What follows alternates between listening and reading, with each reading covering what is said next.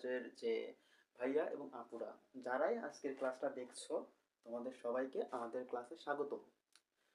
তোমরা ইতিমধ্যে জানো আমরা যে ফ্রি কোর্সটা শুরু করেছি এসএসসি 26 ব্যাচের 6টা চ্যাপ্টার আমরা ফ্রি পড়াবো। তো সেই কোর্সের আজ দ্বিতীয় ক্লাস। তো তোমরা যেহেতু রুটিন আগেই পেয়েছো আমাদের গ্রুপে বা আমাদের ফেসবুক পেজে, তো গ্রুপ অনুযায়ী আজকে আমাদের যে ক্লাসটা ছিল সেটা হচ্ছে তোমাদের কেমিস্ট্রি অধ্যায়ের তৃতীয় অধ্যায়, সরি কেমিস্ট্রি সাবজেক্টের তৃতীয় অধ্যায় অর্থাৎ পদার্থের গঠন। তো আজকে আমরা লেকচার 1 অর্থাৎ পদার্থের গঠনের আজ প্রথম ক্লাস, তো এটাই আমরা আজকে শুরু করতে যাচ্ছি। সো তার আগে কিছু প্রাইমারি কথা আমাদের বলেন, মানে আমার বলা দরকার। তোমরা অনেকেই গ্রুপে যারা নতুন যুক্ত হচ্ছ, তোমাদের একটু কনফিউশন ক্রিয়েট হচ্ছে যে আমরা ক্লাস কিভাবে নিব বা কি দেখি। তো সেইটা আগে আমরা একটু তোমাদের ডিটেলসে বোঝাবো, ঠিক আছে? তারপরে আমরা মেইন ক্লাসে ঢুকবো। আচ্ছা, তো তার আগে বলি আমাদের যে পেজটা অর্থাৎ ওয়ান টাইম স্কুল, হ্যাঁ, তো ওয়ান টাইম স্কুলের তোমরা যে আমাদের মেসেঞ্জার গ্রুপে যারা যুক্ত আছো, তোমাদেরকে আমাদের যে ফেসবুক পেজ এবং ফেসবুক গ্রুপ ওয়ান টাইম স্কুলের, সেই গ্রুপে আমরা সব মোটামুটি বলে দিয়েছি যে কিভাবে ক্লাস হবে। আমাদের গ্রুপের ফিচার্স একদম কাভার ফটোতেও কিন্তু আমাদের রুটিনটা দেওয়া আছে। তো সেই রুটিন অনুযায়ী আমাদের ক্লাসটা হবে। আচ্ছা, এবং ক্লাসগুলো আমরা রেকর্ডেড দিব। রেকর্ডেড কেন দিব আমি বলি। রেকর্ডেড দিলে কি হয় যে তোমরা তোমাদের যে সময় মতো, হ্যাঁ, তোমাদের সময় মতো তোমরা ক্লাসগুলো দেখে নিতে পারবা। তো অনেকের হয়তো কি আমরা আজকে রাত 10টার সময় ক্লাস রাখলাম, তো তো বিভিন্ন সমস্যার কারণে রাত 10টায় তোমরা ক্লাস করতে নাও পারো। তো যাতে আগামী নেক্সট দিন বা 2 দিন পরে হোক, যখন প্রয়োজন ক্লাসটা তোমরা পেয়ে যাবে, ঠিক আছে? তো আমাদের গ্রুপে যে বা আমাদের এই যে ক্লাসের ডিসক্রিপশন বক্সে আমাদের ফেসবুক গ্রুপ এবং ফেসবুক পেজের লিঙ্কটা দিয়ে দেবো, তোমরা ওইখান থেকে ফেসবুক গ্রুপ এবং পেজে জয়েন করে নিও। আচ্ছা, আরেকটা প্রশ্ন যে আমরা যে ক্লাসটা নিচ্ছি, তো ক্লাসটা পরে তোমাদের হয়তো অনেকের অনেক রকম সমস্যা থাকবে। তো সেই সমস্যাটা তোমরা কি করবা বা কোথায়? তো তোমরা প্রথমে আমাদের যে কমেন্ট বক্সে, যেহেতু ইউটিউব থেকে তোমরা ক্লাসটা দিচ্ছ, আমাদের কমেন্ট বক্সে তোমরা কমেন্ট করে জানিও। আচ্ছা, এবং যারা যদি না হয় তোমরা আমাদের যে ফেসবুক গ্রুপটা আছে, তো ওই গ্রুপে তোমরা জাস্ট স্ক্রিনশটটা নিবা যে হ্যাঁ, স্ক্রিনশটটা নিয়ে তোমাদের যে জায়গাটা তোমরা বোঝোনি একটু গ্রুপে পোস্ট করে দিও যেটা বুঝে নিতে। আমাদের যেহেতু যে টিচার প্যানেল আছে, টিচার প্যানেল থেকে তোমাদের সর্বোচ্চ 1 থেকে 2 ঘন্টার ভিতরে তুমি সলভ পেয়ে যাবা। ওকে, তো ডিসক্রিপশন বক্সে আমাদের ফেসবুক পেজের লিঙ্ক দেওয়া আছে, তোমরা ওখানে যুক্ত হয়েছ, ঠিক আছে? আচ্ছা, তো আজকে তো মোটামুটি তোমরা সেই বলা চলে যে ঐতিহাসিক ব্যাচ। আমি নতুন ক্লাসেও বলেছি, তাও আরেকবার একটু বলি। তোমাদের যেহেতু ক্লাস 9-এ তোমরা সায়েন্স পড়তে পারোনি, তো ক্লাস 9-এ যারা সায়েন্স পড়তে পারোনি, তোমরা বিভিন্ন পাঁচমিশালি যেটা বল পাঁচমিশালি পড়াই পড়েছো, হ্যাঁ। তো পাঁচমিশালি পড়ার পরে ক্লাস 10-এ উঠে তোমাদের আবার সায়েন্স চলে আসছে। মানে একটা কি আজব ব্যাপার না? নিজেরা তো মাঝে মাঝে একটু গর্ববোধ করবা, আমরা সেই স্পেশাল ব্যাচ যারা কিনা একটা বছর মাত্র সায়েন্স পড়লাম, তাই তো? আচ্ছা, তো এটার যেমন বেনিফিটও আছে, এবং এই যে অহংকারটা আছে তোমাদের বেনিফিট, কিন্তু ডিমেরিটসও কিন্তু তোমাদের আছে। 1 বছরে তোমাদের একটা হিউজ সিলেবাস শেষ করতে হবে। আচ্ছা, তোমাদের এই একটা ভ্রান্ত ধারণা কিন্তু অনেকে তোমাদের দিয়ে দিয়েছে যে 1 বছরে মাত্র কি 1 বছর, শুরু থেকেই তোমাদের মোটামুটি একটা ভয় ধরাই দিয়েছে তারা যে 1 বছরে এত বড় সিলেবাস শেষ করা সম্ভব কিনা। তো তোমাদের কিছু বলিস দেখ, এই যে তোমাদের এসএসসি সিলেবাসটা, ঠিক আছে? এসএসসি, আর তোমাদের তো এখন শর্ট সিলেবাস, তো এসএসসি শর্ট সিলেবাস। আচ্ছা, আরেকটা লিখলাম। তো তোমাদের শর্ট সিলেবাসটা তোমরা যদি একটু নিয়মিত পড়াশোনা করো, ঠিক আছে, নিয়মিত, বেশি না, প্রতিদিন তো তোমাদের স্কুল থাকে, অনেকে অফলাইন কোচিং থাকে, অনলাইন কোচিং এ করো অনেকে। তো এই সব কিছু বাদ দিয়ে তোমরা যদি বাসায় মিনিমাম 5 ঘন্টাও সময় দাও, বা 4 থেকে 5টা ঘন্টা তোমরা বাসায় সময় দাও, তো আমি বলবো তোমাদের এই শর্ট সিলেবাস শেষ করতে সর্বোচ্চ 4 মাস সময় লাগবে। কত মাস সময় লাগবে ভাই? সর্বোচ্চ 4 মাস সময়, ঠিক আছে? 4 মাসে জাস্ট কি তুমি একটু বাসায় 5-6 ঘন্টা পড়াশোনা করো, এবং কোচিং বা স্কুলে যেটা পড়াচ্ছে সেটা একটু রেগুলার অ্যাটেন্ড করো। যেহেতু 1 বছর সময় তোমার কিন্তু ফাঁকি মারার সুযোগটা নাই। হ্যাঁ, আমরা করতে পেরেছি। আমরা যেহেতু এর আগে যারা ছিল একটা ক্লাস 9-এ ফাঁকি মারার পরেও ক্লাস 10-এ এসে সেটা কভার করতে পেরেছি, কিন্তু তোমাদের তো আর সে সুযোগটা নাই। তো যেহেতু তোমাদের হাতে 1 বছর আছে, তোমরা একটু ওয়াইজলি কাজে লাগাও, টাইম ম্যানেজমেন্ট করে চলো, দেখবা পড়া গোছানো। এসএসসির ফিজিক্স মানে এসএসসির যে science, physics, chemistry, math, biology কঠিন না, ঠিক আছে? আর কোনো সমস্যা হলে তো আমরা আছি। ওকে, জাস্ট আমরা যে ক্লাসগুলো নিব, তোমরা যদি আমাদের ক্লাসগুলো নিয়মিত দেখো এবং বাসায় একটু বইটা পড়ো, এবং যেহেতু ম্যাথামূলক ফিজিক্স বলো এবং তোমাদের উচ্চতর গণিত, এই দুইটা সাবজেক্ট মেইনলি তোমরা যদি একটু টেস্ট পেপার বা গাইড কিনে একটু প্র্যাকটিস করো, আশা করি ভাই কঠিন মনে হবে না তোমাদের কাছে, এটা আমি গ্যারান্টি দিচ্ছি। SSC physics, chemistry, math, biology তোমাদের কাছে কঠিন মনে হবে না। ওকে, তো ইন্ট্রো দেওয়া মোটামুটি শেষ, তাই তো? তাহলে আমরা ক্লাসে ঢুকি। আচ্ছা, তার আগে আমার পরিচয়টা অনেকে জানো না, আমার পরিচয়টা একটু দিই। আমি হচ্ছি পার্থপ্রতিম সাহা, পড়াশোনা করছি যশোর গভর্নমেন্ট সিটি কলেজে, আর আমি এবার এইচএসসি দ্বিতীয় বর্ষের ছাত্র। তো তোমাদের মনে তো একটু খতরা লাগতেই পারে যে ভাইয়া তো সেদিন এসএসসি পাস করলো, ভাইয়া কি পড়াবে। দেখো, আমি তোমাদের জোর করবো না, ঠিক আছে? আমি যেটা পড়াবো তোমরা একটু সময়তে দেখো, তোমাদের ক্লাস যদি পছন্দ না হয় তাহলে আমাকে বলিও, বা তুমি অন্য কাজ, অন্য যে টিচাররা আছে তাদের দিকে যেও। একটা ক্লাস দেখে আমাকে জাজ করিও যে ভাইয়া কতটুকু ভালো পড়াইতে পারে কি পড়াতে পারে। আমি ভালো হয়তো পড়াতে পারবো না, যতটুকু পারবো, যতটুকু পারবো। আশা করি এসএসসিতে তোমাদের জন্য সেটা ইনাফ, মানে তোমাদের যে ডিজায়ার্ড রেজাল্ট অর্থাৎ A+, আশা করি সেটার জন্য যথেষ্ট হবে আমাদের ক্লাসটা। এবং আমি একটু জানাই, আমার কিন্তু এসএসসিতে জিপিএ 5 ছিল এবং আমি স্কুল ফার্স্ট ছিলাম। ওকে, তো ইন্ট্রো শেষ মোটামুটি, আমরা এবার ক্লাসে ঢুকি।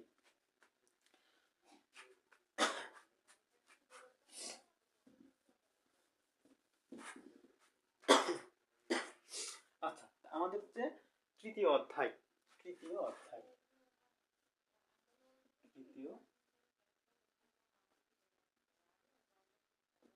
অধ্যায়, তো অধ্যায়টার টাইটেলটা কি? পদার্থের গঠন, তাই তো? তাহলে পদার্থটা কি এটা আগে আমাদের একটু জানা দরকার না? যে পদার্থের গঠন তো আমরা বলতেছি, তাহলে পদার্থটা আসলে কি? আচ্ছা, পদার্থ বলতে কি? এই যে আমি একটা জিনিস ধরে আছি, অর্থাৎ কি ধরা ছোঁয়া যায়, এগুলোই তো পদার্থ, তাই না? আমরা যে ছোট থাকতে বলেছি যে জিনিস মানে খালি চোখে দেখা যায়, আমরা স্পর্শ করে অনুভব করতে পারি, সেটাই তো পদার্থ, তাই না? এর একটু বাইরে বলেছিলাম বায়বীয় পদার্থ, এই জিনিসটা আবার একটু মানে আলাদা ছিল, যেটা আমরা স্পর্শ করতে পারতাম না। আচ্ছা, তো পদার্থ জিনিসটা জানার আগে আমাদের একটা জিনিস জানা প্রয়োজন, পদার্থ কত প্রকার সেটা একটু আমরা জানি। পদার্থটা মোটামুটি তোমরা পারবা, এটা সেই ক্লাস 3 থেকে পড়ে উঠতেছে, এটা আমার ডেফিনেশন মানে ব্যাখ্যা করার মতো কিছু না। ওকে, তাহলে তোমাদের আচ্ছা আরেকটা কথা একটু বলে, একটা মিনিট নেবো জাস্ট। তোমাদের অনেকের বই নাই, তোমাদের যাদের বই নাই তোমরা আমাদের গ্রুপে আমি ক্লাসটা নেওয়ার পরে বা আমাদের যে ইউটিউব চ্যানেলে আমাদের ডেসক্রিপশন বক্সে আমি যতটুকু পড়িয়েছি সেটার পিডিএফ দিয়ে দেবো, ঠিক আছে? তোমরা এখনো যারা বই পাও নাই, তোমরা পিডিএফটা দেখে জাস্ট একটু পড়ে নিও রিডিংটা, ঠিক আছে? ওকে, আচ্ছা, তাহলে পদার্থ প্রধানত দুই প্রকার। কয় প্রকার? দুই প্রকার। কি কি? এক,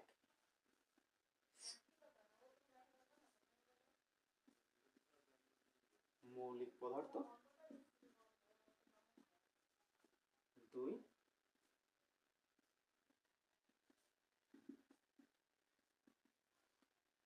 যৌগিক পদার্থ, ঠিক আছে? আচ্ছা, তাহলে মৌলিক পদার্থগুলো আসলে কি? আচ্ছা, আমরা ওই যখন এই যে সোনা মাপতে যাই, ঠিক আছে, তখন আমরা বলি না যে এটা একদম খাঁটি সোনা, আর একটা বলি না এটা খাদ মেশানো আছে। আচ্ছা, তোমার খাঁটি সোনা আমরা বলি খাঁটি সোনা, ঠিক আছে? খাঁটি সোনা। আচ্ছা, এই খাঁটি সোনাকে যখন আমরা ভাঙবো, আমরা কি অন্য কিছু পাবো? ভাঙতে ভাঙতে ভাঙতে ভাঙতে কি আমরা কি সেই সোনাই পাবো না? শুধু সোনাই তো পাবো, তাই না? আচ্ছা, তাহলে মৌলিক পদার্থ যেটা কি, যে যেসব পদার্থগুলো ভাঙলে শুধুমাত্র সেই পদার্থের পরমাণু বা অনুপরমাণু ছাড়া অন্য কিছু পাওয়া যায় না, সেগুলোই মৌলিক পদার্থ। যেমন একটু উদাহরণ দিই, আমরা যখন অক্সিজেন চিন্তা করি, ঠিক আছে? তো এই অক্সিজেনকে যখন আমরা ভাঙবো, আমরা কি অক্সিজেন ছাড়া অন্য কিছু পাবো? পাবো না। কিন্তু আমরা কার্বন ডাইঅক্সাইড কি পাবো? পাবো না। একইভাবে আমরা যখন কার্বনকে ভাঙবো, আমরা কি কার্বন ছাড়া অন্য কিছু পাবো? পারবো না। তো এটাই হচ্ছে সেই মৌলিক পদার্থ, অর্থাৎ যেটা ভাঙলে শুধুমাত্র ওই পদার্থ ছাড়া আর অন্য কিছু পাওয়া যাবে না। ওকে, আচ্ছা, এবার কি যৌগিক পদার্থ? যৌগিক পদার্থ কি জিনিস? মানে কিন্তু পাঁচ মিশালি, আমরা যখন খাঁটি সোনার বদলে যখন আমরা খাদ মেশানো সোনা চিন্তা করবো, কি খাদ মেশানো,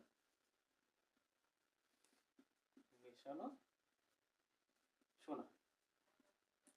আচ্ছা, এটা কিন্তু উদাহরণ, তোমরা আবার মনে করো না যে মৌলিক পদার্থ হচ্ছে খাঁটি সোনা, যৌগিক পদার্থ মানে খাদ মেশানো সোনা, এইটা কিন্তু না, এটা উদাহরণ, আরো অনেক কিছু আছে, আমি তো সহজে একটু বোঝাচ্ছি। খাদ বিছানো সোনার ক্ষেত্রে কি, আমরা যদি খাদ বিছানো সোনা ভাঙি তাহলে কি পাবো? আমরা খাদ পাবো, অবশ্যই খাদ, এবং কি পাবো? সোনা পাবো, তাই তো?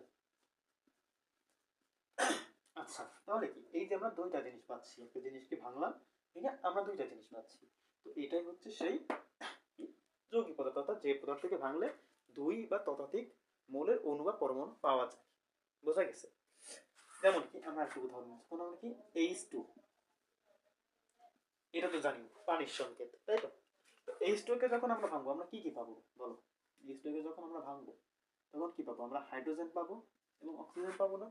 অর্থাৎ কি আমরা যে দুইটা জিনিস পাচ্ছি না একটা জিনিস ভেঙে, অর্থাৎ এটা হচ্ছে যে যৌগিক। আবার সেম হবে আমরা যদি একটু কার্বন ডাইঅক্সাইড চিন্তা করি, কার্বন ডাইঅক্সাইড চিন্তা করি, আমরা কি কি পাবো? কার্বন পাবো এবং অক্সিজেন পাবো, তাই তো?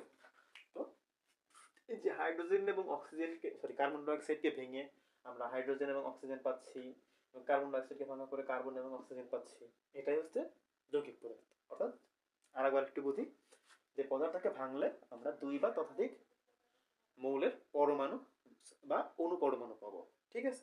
অণু পরমাণু পাবো, সেটাই হচ্ছে যৌগিক পদার্থ। বোঝা গেছে আসলে হয়তো? আচ্ছা, তো যৌগিক কথা তো তো মোটামুটি শেষ। তার আগে বলি, আজকে আমরা জানবো কিন্তু এই যে এই টপিকগুলো, একটা দুটো তিনটা চারটা পাঁচটা, তো আমরা এই পাঁচটা টপিক মোটামুটি আজকে শিখবো, ঠিক আছে? তাহলে আমি এটা একটু মুছে ফেলি। আচ্ছা, আমার এই বোর্ডটা একটু নোটস, ঠিক আছে, বোর্ডটা আসলে সেট আপ করতে আমি এখনো আটকাই পারিনি, একটু ব্যস্ত ছিলাম যার জন্য আটকানো হয়নি। নেক্সট দিন থেকে আমার বোর্ড ঠিক হয়ে যাবে আশা করি। ওকে, আজকের দিনটা তোমরা একটু স্যাক্রিফাইস করো।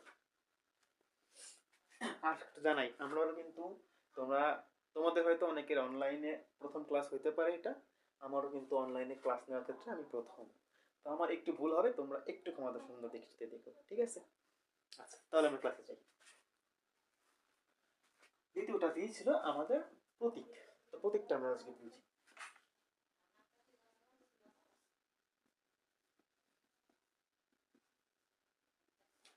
প্রতীক কি বলতো? একটু উদাহরণ দিই। তোমরা তো ওই যে নির্বাচন যখন হয় দেশে, আওয়ামী লীগ বিএনপি, আমরা যখন চিন্তা করি আমরা কি, যে আওয়ামী লীগের প্রতীক আমরা কি নৌকা পাই না? বিএনপির ক্ষেত্রে কি আমরা পাই? ধানের শীষ, ধানের শীষ, তাই তো? এটাই তো বানান হয়তো বা ধানের শীষ, বানান ভুল হলে কিছু মনে করো না। আচ্ছা, এই যে নৌকা, নৌকা দ্বারা আমরা কি বোঝাই? আওয়ামী লীগকে বোঝাচ্ছি, এবং আবার যখন ধানের শীষ বোঝাই আমরা কি বিএনপি কে বোঝাই, তাই তো? বাংলাদেশ জাতীয়তাবাদী দল। আর কি প্লুরাল দলটাকে কি আমরা ধানের শীষে বোঝাচ্ছি না? তো এইটাই হচ্ছে প্রতীক। বুঝতে পেরেছো তো কি প্রতীক জিনিস? আসো একটা সাইন্টিফিক্যালি বুঝি আমরা।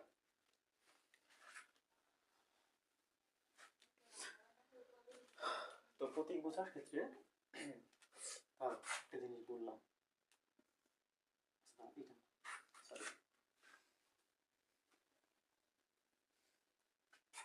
আমরা যখন কার্বন লিখবো, ঠিক আছে, কার্বন, তাহলে আমরা যদি এইভাবে লিখতে লিখতে লিখতে লিখতে যাই, ঠিক আছে, কার্বন অক্সিজেন, কত একটা সময় লাগবে চিন্তা করো তো। কত একটা কষ্টের ব্যাপার না? তো এইটাকে আমরা যখন ছোট করে লিখি, আমরা কি লিখি? এটাকেই কিন্তু ছোট করে আমরা এই যে কার্বন বোঝাই না, এই সিতে রাখি আমরা কার্বনকে বোঝাই। ঠিক সেম ভাবে এই যখন আমরা অক্সিজেন লিখি, তাই তো? বলতো অক্সিজেন বানানটা ভুল গেল, সম্ভবত এখানে আয় হবে। যখন আমরা অক্সিজেন লিখি, ঠিক আছে, তো আমরা কি অক্সিজেন শব্দটাকে ও দিয়ে বোঝাই। তো এটাই হচ্ছে সেই প্রতীক। বুঝা গেছে? অর্থাৎ এই প্রতীকটা লেখার কিছু নিয়ম আছে। প্রতীকটা তাহলে কি, যে এই যে বড় যে একটা নাম, নামের শর্ট ফর্ম, শর্ট ফর্মকে হচ্ছে আমরা প্রতীক বোঝাই, ঠিক আছে? প্রতীক লেখার যে কিছু নিয়ম থাকে কি, যেমন এই যে অক্সিজেন বা কার্বন, যে আমরা সবাই জানি যে মৌলগুলোর নাম সাধারণত কি ইংরেজি অথবা ল্যাটিন শব্দে লেখা হয়, তাই তো? তো ইংরেজি বা ল্যাটিন শব্দের প্রথম অক্ষর, প্রথম অক্ষর, কিছু কিছু ক্ষেত্রে প্রথম, সরি, প্রথম প্লাস দ্বিতীয় অক্ষর, ওকে? যেমন এই যে যখন আমরা কার্বনকে দেখেছি, কার্বনের ক্ষেত্রে কি আমরা প্রথম অক্ষর কার্বনটাকে বুঝাইছি না প্রতীক, যখন অক্সিজেন চিন্তা করেছি অক্সিজেনকে বুঝাইছি না। একটা নাম আমরা যখন বলছি সোডিয়াম, অর্থাৎ কি এটা ল্যাটিন নাম কি ন্যাট্রিয়াম, NaTrium, তাই তো ন্যাট্রিয়াম। এটাকে আমরা শর্ট ফর্মে কি বুঝি Na, তাই তো এটা কিন্তু ল্যাটিন নাম, ঠিক আছে। ন্যাট্রিয়াম মানে অর্থাৎ আমরা সোডিয়াম উচ্চারণ করি ইংরেজিতে, তো এটাকে শর্ট ফর্ম আমরা Na দিয়ে বোঝাই। ওকে, এটাই কি ন্যাট্রিয়াম বা সোডিয়ামের প্রতীক, সোডিয়ামের প্রতীক হচ্ছে Na। বুঝতে পেরেছি তাহলে প্রতীক জিনিসটা আসলে কি। ওকে, তোমাদের যদি কোনো প্রশ্ন থাকে অবশ্যই আমাকে জানাবা, ঠিক আছে, কমেন্ট সেকশনে বা আমাদের গ্রুপে একটু জানাই যে ভাই এই জিনিসটা আমরা বুঝতে পারিনি। ওকে, যেহেতু আমি লাইভ ক্লাস নিচ্ছি না, তোমরা প্রশ্ন করলে আপাতত বুঝতে পারবো না বা ধরতে পারবো না। আসলে কি লাইভ ক্লাস না নেওয়ার অনেক কারণ আছে, তোমরা যেহেতু অনেক জুনিয়র, অনেকে টাইমলি মানে অনেকে টাইমলি অ্যাটেন্ড করতে পারো না, এখন জুনিয়র বয়সে অনেকের ফ্যামিলি প্রবলেম থাকে লাইভ ক্লাস করতে গিয়ে, তো আসলে হয়ে উঠবে না, তোমরা ওইভাবে টাইম দিতে পারবে না, যার কারণে তো রেকর্ড ক্লাস নিচ্ছি, ঠিক আছে। প্রতীক শেষ, প্রতীকটা এবার আমরা নেক্সট যাবো হচ্ছে সংকেত।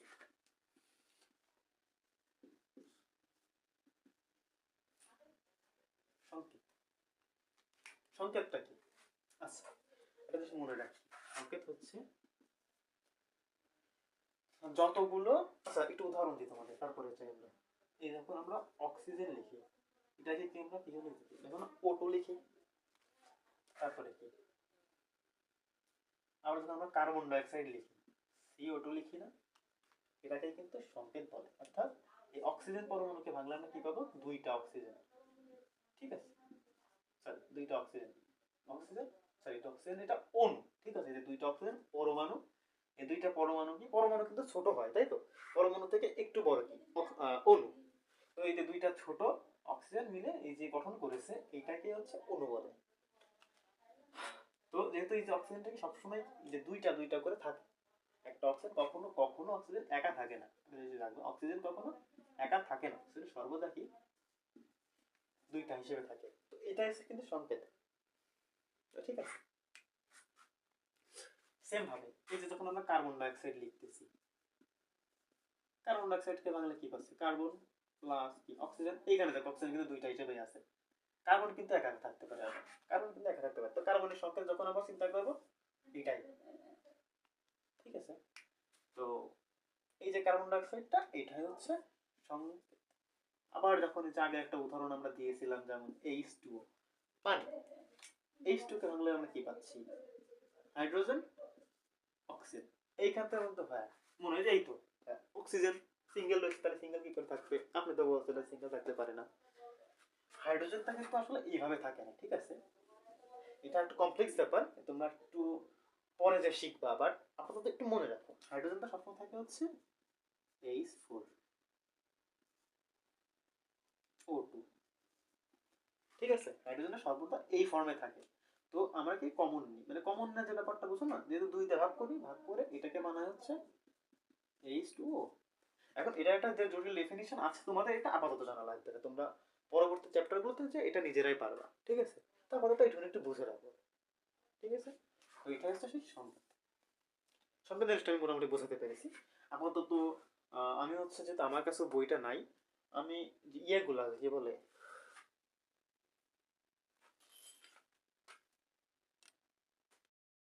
সরি, আমার কাছে যেহেতু আপাতত বইগুলো নাই, আমি হচ্ছে সংজ্ঞাগুলো দিতে পারতেছি না, তো আমি যেহেতু পিডিএফটা দেবো তোমরা ওইখান থেকে সংজ্ঞা এবং সংজ্ঞার পিডিএফটাও আমি তোমাদের দিয়ে দেবো, যে সবগুলো টপিকের যে সংজ্ঞাগুলো ওইটা আলাদা করে লেখা, ওইটা দিয়ে দেবো, তোমরা পিডিএফ থেকে কি তোমাদের খাতায় একটু নোট ডাউন করে নিও, ঠিক আছে। তো সংকেতটা মোটামুটি সবার ক্লিয়ার, এই যে অক্সিজেন এটা হচ্ছে প্রতীক, আর এই প্রতীক এক হয়ে যখন আমরা O2 লিখবো এটা হচ্ছে সংকেত, আর বাকিটুকু তোমরা যখন বই পড়বা তোমাদের আরো সম্পূর্ণ ক্লিয়ার হয়ে যাবে, এখন মনে হচ্ছে যে একটু অস্পষ্ট অস্পষ্ট রয়েছে না, তো তোমরা যখন বই রিডিংটা পড়বা তো ওটা মোটামুটি সম্পূর্ণ ক্লিয়ার হয়ে যাবে, টেনশন নিয়ে না, टेंशन लेने का नहीं है, टेंशन देने का है।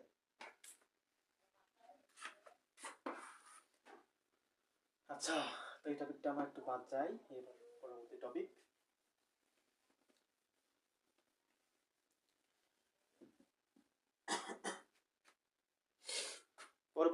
আচ্ছা, আমাদের প্রতীক শেষ, সংকেত মোটামুটি শেষ। আচ্ছা, এই জিনিসগুলো ভাঙলে আমরা এই যে অক্সিজেন, ঠিক আছে, অক্সিজেনকেও কি ভাঙা যায়? যায়। অর্থাৎ কি পরমাণুকেও ভাঙা যায়। দেখলে আমরা কি পাই জানো? ভাঙার পরে আমরা পাই ইলেকট্রন, প্রোটন এবং নিউট্রন। এই তিনটা জিনিস আমরা পাই। তো এটা নিয়ে আমাদের আলোচনা, অর্থাৎ ইলেকট্রন, প্রোটন এবং নিউট্রন, এই তিনটা জিনিসটা আসলে কি, এই জিনিসটা এখন আমরা শিখবো। ঠিক আছে?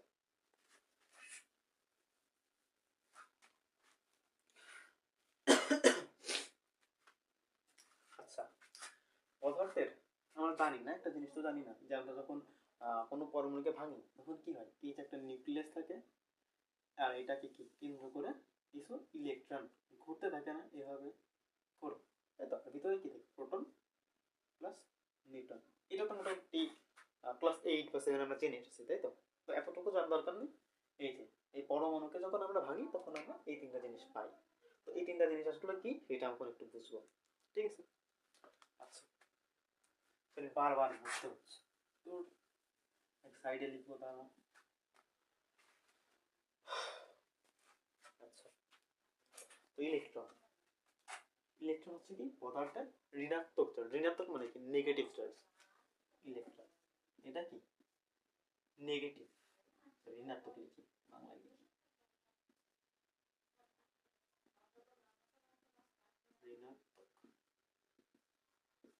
তাই তো? আচ্ছা, ইলেকট্রনটা কি জানো? আমরা ইলেকট্রনটা হচ্ছে কি, যে পরমাণু নিউক্লিয়াস থাকে না, পরমাণু যখন ভাঙবো তো যে নিউক্লিয়াসকে কেন্দ্র করে ইলেকট্রনটা ঘোরে এবং এর চার্জটা হয় কি নেগেটিভ, অর্থাৎ এটা নেগেটিভ চার্জের, এবং যে এর বিপরীত যেটা থাকে প্রোটন, তাকে সেটা হচ্ছে পজিটিভ চার্জ। ঠিক আছে? ইলেকট্রনকে আসলে কি, ইলেকট্রনের ক্ষেত্রে তোমার কিছু জিনিস একটু মনে রাখতে হবে তোমাদের। ইলেকট্রনের ভর, ইলেকট্রনের ভর তো কত, এটার ক্ষেত্রে মনে রাখবা 9.11 ইন্টু 10⁻31 কেজি, অর্থাৎ কি ইলেকট্রনের এটা হচ্ছে ভর। ওকে, দেখো এটা কি খুবই নগণ্য, তাই না? 10⁻31 মানে কি? এখন তো আমরা অনেকেই মনে করো যে ভাই কেজি দেওয়া আছে, দেখে তো মনে করো আরে বাবা বিশাল কিছু, কেজি দেওয়া আছে মানে কত ওজন, 9.1 কেজি। কিন্তু দেখো এইখানে একটা মাইনাস দেওয়া আছে। এবার একটু ভাবো তো, এটা ঠিক কতটা সূক্ষ্ম, মানে কতটা ছোট। তোমরা কি আঙুল দিয়ে মাপতে পারবা? পারবো না কিন্তু। তো এটা ভরটা খুবই নগণ্য, বলো কি এটাকে আমরা মোটামুটি জিরো ধরতে পারি, যে কোনো ভর নেই। তুমি যদি হাতের পরে রাখো বা কিছুতে রাখো, তুমি মোটামুটি অনুভব করতে পারবে না যে এটা একটু ভর আছে, এটা অনুভব করা সম্ভব না। ওকে, তো এর চার্জটা, চার্জ, চার্জ কত, -1.60 ইন্টু 10⁻19 কুলম। এই কুলামটা কি জানো? কুলামটা হচ্ছে একক, আপাতত মুখস্থ রাখো, পরবর্তী চ্যাপ্টারগুলোতে এটা জানতে পারবা। এটাও একটা একক। আমরা যখন কেজি মিটার বলি না, কেজি মিটার কিলোমিটার, এমনই একটা একক হচ্ছে কুলাম। এটা একটা মনে রাখবা, এবং এগুলো কি তোমরা কিন্তু খাতায় নোট ডাউন করে রাখবা। ঠিক আছে? আর তোমাদের একটা বই নোট সম্পর্কে তোমরা না, এই যে যারা সায়েন্সের আছে বিশেষ করে এই সায়েন্সের সাবজেক্টগুলোতে না নিজস্ব একটা নোট তৈরি করবা। নোটটা কি, যে মোটা একটা খাতা নিবা, নোটটা কেমন বানানো যায় সেটা একটু বলি। মোটা একটা খাতা নিবা, যেটা শুধু কি তোমার যে চ্যাপ্টারগুলো পড়বা সেটার, ধরো আমার কাছে এই খাতা আছে নয় আপাতত, ধরো একটা খাতা নিলে সেইটাই টোটালটা, টোটালটা শুধু তুমি হচ্ছে নোট করবা কি যতগুলো চ্যাপ্টারে ইম্পর্টেন্ট। যেমন কি তুমি চ্যাপ্টার যখন পড়তেছো একটা হেডিং দিয়ে দিবা মাঝখানে, পদার্থের গঠন দিয়ে লেকচার ওয়ান লিখলে, লেকচার ওয়ানে তুমি কি কি শিখেছো, যেমন এই যে এইগুলো, এইগুলো তুমি একটু নোট করে রাখলে, এই নোটটা না প্রচুর কিন্তু কাজে আসে তুমি যখন কোনো এক্সাম দিতে যাবা। হ্যাঁ, তো সামহাও কি তুমি কিন্তু বই পড়ে যেতে পারবা না, সম্পূর্ণ বই পড়ার তো কি সময়, তোমার সময় নেই হাতে, একদিন সময়, একদিনে তো আসলে সব বই পড়া সম্ভব হয় না। তো একদিনের ক্ষেত্রে তুমি কি করবা, তোমার নোটগুলো যদি, যে ইম্পর্টেন্ট টপিকসগুলো একটু সুন্দর করে নোট করা থাকলো, তুমি পরীক্ষার আগেতে সেটা রিভিশন দিয়ে চলে যেতে পারলে, তাই তো? তাহলে এগুলো একটু সুন্দর করে নোট করে রাখবা, এবং প্র্যাকটিসের জন্য আলাদা খাতা রাখবা। তোরা তো নোট খাতা শুধু নোটই করবো, এখানে কোনো ম্যাথ খুব একটা করতে যাবা না, প্র্যাকটিস করবো না কোনো কিছু। ঠিক আছে? আর হ্যাঁ, নোট খাতা চেষ্টা করবা সাবজেক্ট ওয়াইজ শুধুমাত্র একটাই বানানোর, একটু মোটা করে বানাবা যাতে একটু বেশি ধরতে পারে। অনেকগুলো নোট হলে হয় কি, যে খুঁজে পেতে বা ক্যারি করতে একটু ঝামেলা হয়ে যায়। তো চেষ্টা করবা একটু মোটা করে খাতাটা বানাবা, কেনা খাতা ইউজ করবা না, একটু মোটা করে বানাবা নিজে, সেইগুলো নোট করবা চ্যাপ্টার ওয়াইজ। আচ্ছা, তাহলে এখানে ভর পেলাম, চার্জ পেলাম, এর আধান, ইলেকট্রনের আধানটা কি, তাই তো? তো ইলেকট্রনের আধানটা সবসময় মনে রাখবা, আধান, আধানও কিন্তু -1। ওকে, এবং এখানে আপেক্ষিক ভর, এটা কিন্তু আমরা ভর পেয়েছি, আপেক্ষিক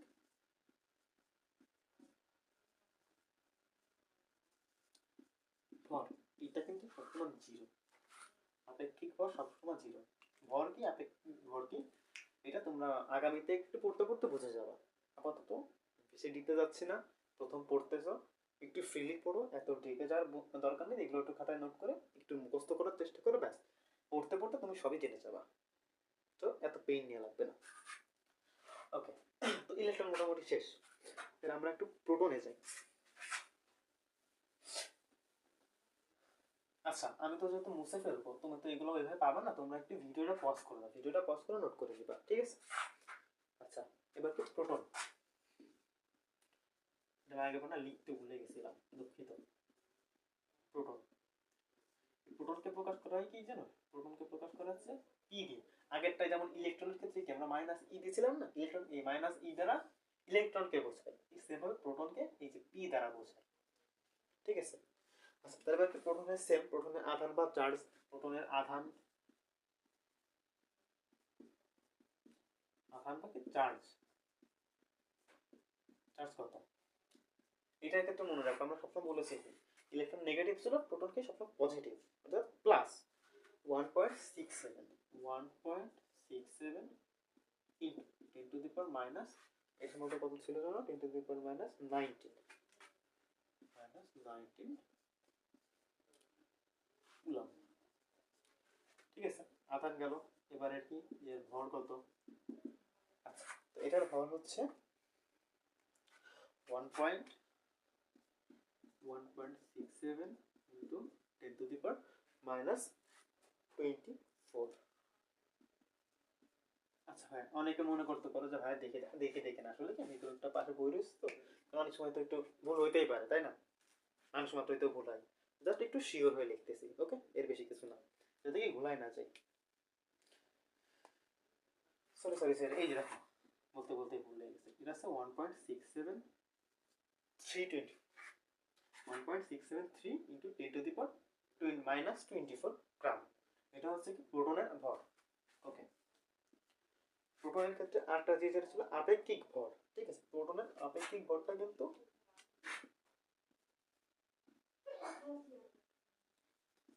আপেক্ষিক ভর সবসময় 1। ওকে, গেল, আর কি কিছু জানার আছে? ও সরি, আধান আরেকটা, এটা কিন্তু চার্জ, এটা চার্জ, আর এর আরেকটা আধান বলে, আধানটা, আচ্ছা এখানে আধান দেওয়ার দরকার, এটাকে তোমরা চার্জ হিসেবে কাউন্ট করবা, নাহলে একটু ভুলাই যেতে পারে তোমাদের আবার। এটা হচ্ছে চার্জ, ঠিক আছে? এটা হচ্ছে আধান, আধানটা হচ্ছে কত? +1, অর্থাৎ এটা পজিটিভ, ঠিক আছে? তাহলে কি প্রোটন প্রকাশ করা হয় হচ্ছে পি দিয়ে, প্রোটনের চার্জ কত? +1.67 into 10 to the power minus 19 coulomb, ভর 1.673 into 10 to the power minus 24 গ্রাম, এবং আপেক্ষিক ভর +1, আধান সরি আপেক্ষিক ভর 1, আধান +1, এ মানে কি সামনে প্লাস, তো এটাই মানে কিছু না থাকলে তো সেটাকে আমরা প্লাসই ধরি, তাই তো? ওকে, তাহলে প্রোটন শেষ, এটা একটু পজ করে লিখে নিও তোমরা, আমি তাহলে সামনে আগাই।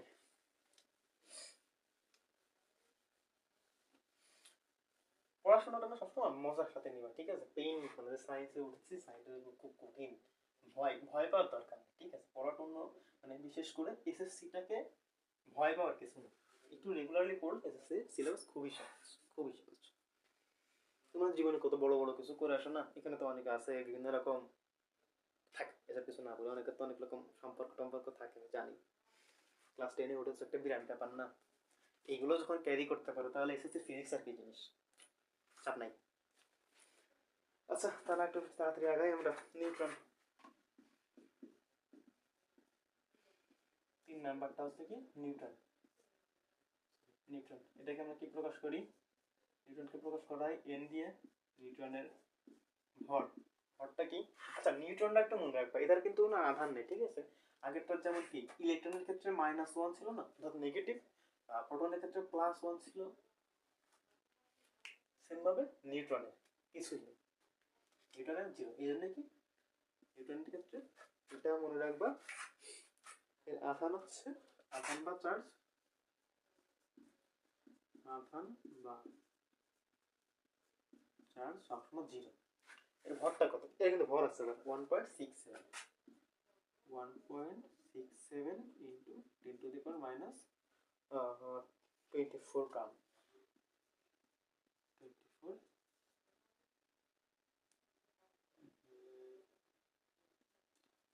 24 গ্রাম। ঠিক আছে, তাহলে নিউটন মোটামুটি শেষ। আমরা কি নিউটনকে সংকেত প্রতীক n, নিউটনের ভর হচ্ছে এটা এবং আধান হচ্ছে 0। কি একটা মাছ থেকে গেল না? দেখো তো ভর, এই ভরটা কিন্তু আরেকটা ভাবে প্রকাশ করা যায়, অর্থাৎ কি এটা কিন্তু যে ভর শেষ, সরি পড়ে গেল, এটা হচ্ছে কি আপেক্ষিক ভর। আমি একটু লিখতে বলেছি, সরি মাই মিস্টেক, আপেক্ষিক ভর। ওকে,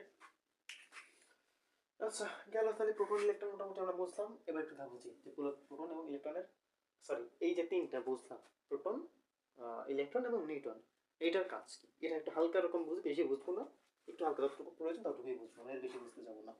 কারণ এখন আবার একটু বেশি বুঝতে গেলে নতুন নতুন উঠেছি, নতুন নতুন সায়েন্স, একটু বেশি বুঝতে গেলে ঝামেলা হয়ে যেতে পারে। প্রথম প্রথম একটু চাপ না নিয়ে আমরা করি।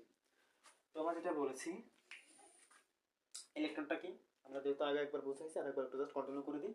এবার একটু কিন্তু ফাস্ট পড়াবো, একটু স্লো পড়েছি কারণ এগুলো একটু বুঝতে তোমাদের পেইন হতো, সেজন্য একটু আস্তে আস্তে গল্প করে করে পড়েছি। এবার কিন্তু আমরা একটু ফাস্ট আগাবো, ঠিক আছে? তো ইলেকট্রনটা কি, যেমন আমরা ঠিক সেমভাবে করছিলাম, আমরা যখন পরমাণুকে ভাঙবো, ভাঙার পরে যে কক্ষপথগুলো পাই, এটা সামনে তোমাদের মডেল আছে, ওটা আরো ডিটেলস বুঝবা, আপাতত এটা শুধু একটু মনে রাখো। এর ভিতরে কি থাকে, প্রোটন প্লাস নিউট্রন, এবং এর বাইরে কি করে ইলেকট্রনটা, এর বাইরে কক্ষপথে কি ঘোরে সবসময়, একে কেন্দ্র করে, কেমন ওই যে সূর্যকে যেমন পৃথিবী কেন্দ্র করে ঘোরে, ঠিক সেমভাবে এটাও ঘোরে, ঠিক আছে? আচ্ছা, তুমি কি এখন মনে রাখবা এই যে ভরটা, একটা পরমাণুর যে সম্পূর্ণ ভর, এই ভরটা কিন্তু এখানে কেন্দ্রীভূত থাকে, এবং আমরা পড়েছি না যে ইলেকট্রনের ভর কত, 0। ইলেকট্রনের কোনো ভর নাই বললেই চলে। তো আপেক্ষিক ভর, এই যে আপেক্ষিক ভরটা তখন বুঝাইছিলাম আমরা, আপেক্ষিক ভরটা হচ্ছে এটা, ইলেকট্রন আপেক্ষিক ভর মোটামুটি 0 ধরা হয়, যে ইলেকট্রনের কোনো ভর নেই, ঠিক আছে? এবং প্রোটন এবং নিউট্রনের যে ভরটা, এটা যে নিউক্লিয়াস, এটাকে বলে কি নিউক্লিয়াস।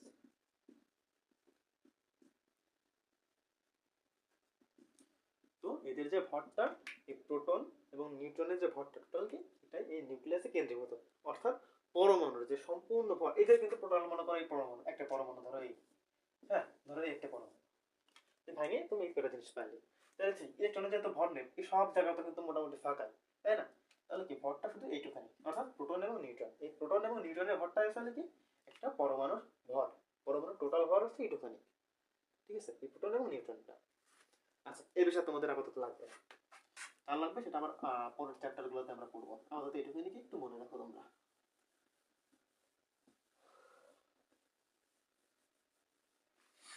আচ্ছা, এরপরের টপিক তাহলে কি আমাদের এইটা মোটামুটি শেষ। এবার বাকি থাকে কি আমাদের ভর সংখ্যা বা পারমাণবিক সংখ্যা, এটা ভর সংখ্যা। দেখো আমি কিন্তু তোমাদের প্রত্যেকটা টপিক বই একদম হাতে ধরে ধরে বোঝাচ্ছি, এইগুলো তুমি ক্লাস করার পরে বই রিডিংটা পড়লে শিওর থাকো কোনো প্রবলেমই তোমাদের হবে না। জাস্ট প্রত্যেকটা টপিক বই সিরিয়ালে কিন্তু আমি পড়াই দিচ্ছি, যে এমন নয় যে ইম্পর্টেন্ট টপিকগুলো তোমাদের পড়াচ্ছি আর কিছু টপিক স্কিপ করতেছি, কিছু স্কিপ করতেছে না, একদম সিরিয়াল প্রত্যেকটা টপিক যতটুকু বোঝানো, যতটুকু বিস্তৃত বোঝানো সম্ভব আমি সবটুকুই তোমাদের পড়াচ্ছি, ঠিক আছে? জাস্ট একটু ক্লাসটা মন দিয়ে করো, যদি কোনো জায়গায় না বোঝো প্রয়োজন একটু পিছনে যাও, পিছনে গিয়ে আবার ওই অংশটুকু দেখো, আশা করি 2-3 বার দেখার পর বুঝে যাবো ঠিকই। ওকে, ভর সংখ্যা। আচ্ছা, বইতে একটা যে উদাহরণ দেওয়া আছে সেটা দিয়ে করি।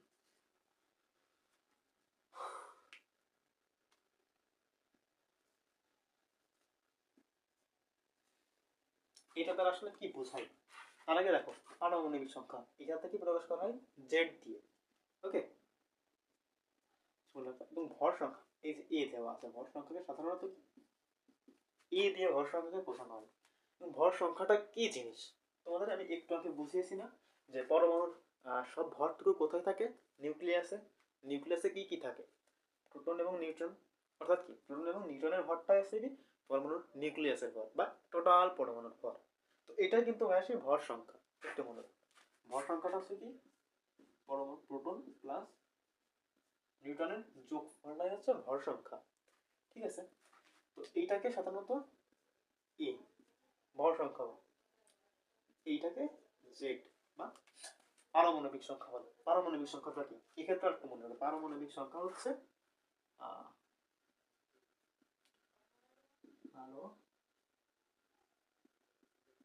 পারমাণবিক সংখ্যা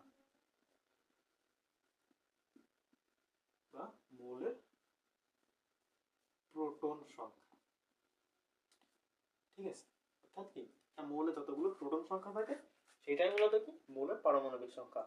সেম ভাবে একটা জিনিস আমি তোমাদের একটু বলতে ভুলে গেছি, মৌলের যে প্রোটন সংখ্যা থাকে না, আচ্ছা এত ডিটেলসে না তুমি তো জানো শর্ট ফর্ম কি, পি দ্বারা প্রোটনকে বোঝাই, প্রোটন সংখ্যা এবং এই যে ইলেকট্রন, এটা কিন্তু সবসময় সেম হবে যে কোনো পরমাণুতে। যদি 10টা প্রোটন থাকে, প্রোটন কি পজিটিভ, ঠিক সেম ভাবে 10টা ইলেকট্রন থাকে। যদি 12টা থাকে, এখানেও সেম মাইনাস 12টা।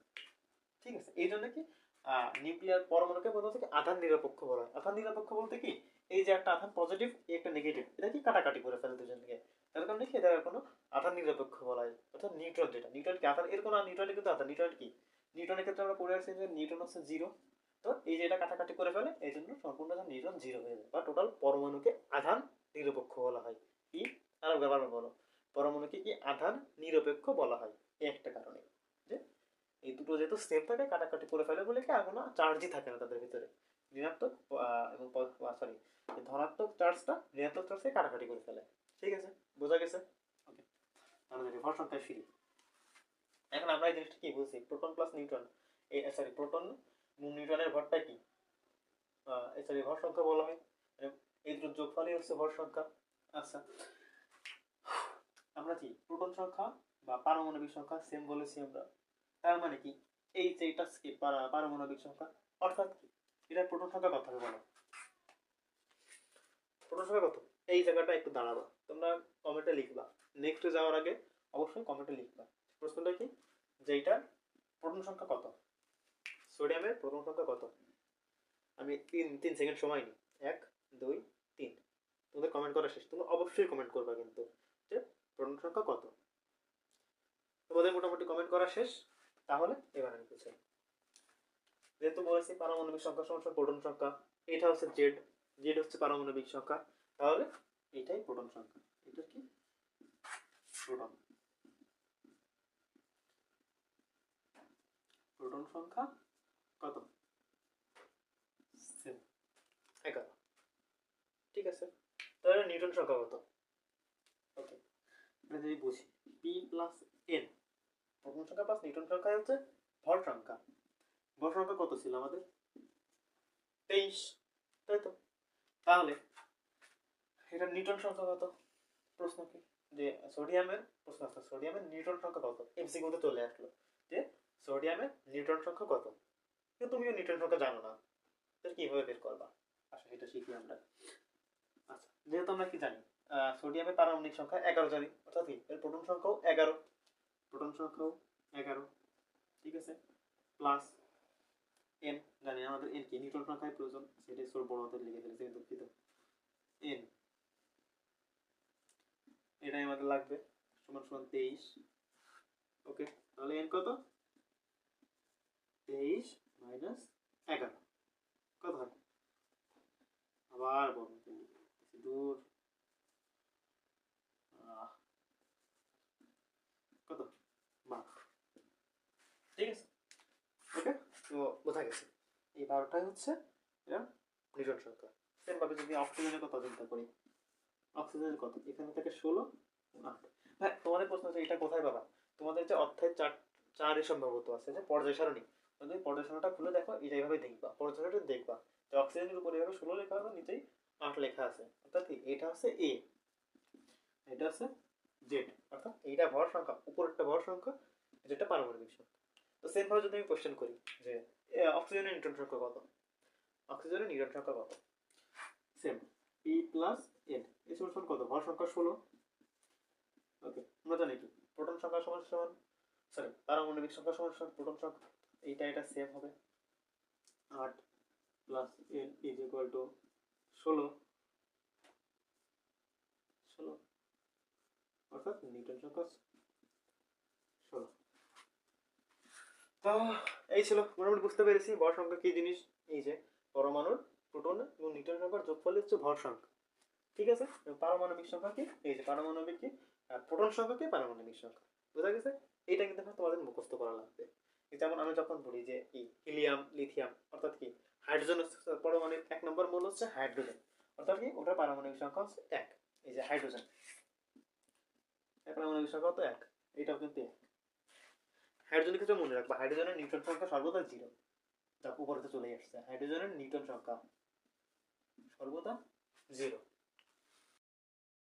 সরি আমাদের কারেন্ট চলে গেছিল, আমার কারেন্টের ব্যাপারে শুরু করলাম। তো যেটা বলতেছিলাম একটু মনে রাখবো, অর্থাৎ যে নিউটন সংখ্যাটা হাইড্রোজেনের 1 তাতে এটা পারমাণবিক সংখ্যাও 1, ভর সংখ্যাও 1। যেহেতু পারমাণবিক সংখ্যা যদি 1 হয়, এর প্রোটন সংখ্যা 1, তুমি যদি এখন 1 থেকে 1 বিয়োগ করো 0 আসবে, অর্থাৎ কি নিউটন সংখ্যা এটার নিউটন সংখ্যা 0। এবং এটাই একমাত্র মৌল হাইড্রোজেন যেটা নিউটন সংখ্যা 0। তো এই মোটামুটি ছিল, বোঝা গেছে আশা করি ভর সংখ্যা পারমাণবিক সংখ্যা তোমাদের বোঝা গেছে। যদি কোনো প্রশ্ন থাকে অবশ্যই আমার কমেন্ট সেকশনে আমাদের গ্রুপে পোস্ট করে জানাবা যে ভাই আমরা এই টপিকটা বুঝতে পারিনি। সেখানে তোমাদের বাকি যে ভাইয়ারা আছে তারা বা আমি অবশ্যই তোমাদের উত্তর দিব, এবং তোমাদের ক্লাসমেট যারা আছে তারা যদি জানে তারা উত্তর দিতে পারবে, ঠিক আছে। ওকে, তো তোমরা অবশ্যই আমাদের ডেসক্রিপশন বক্সে আমাদের ফেসবুক গ্রুপ এবং পেজের লিঙ্ক দেওয়া থাকবে, তোমরা অবশ্যই সেখানে জয়েন করে থাকবা। ওয়ান টাইম স্কুল, ঠিক আছে।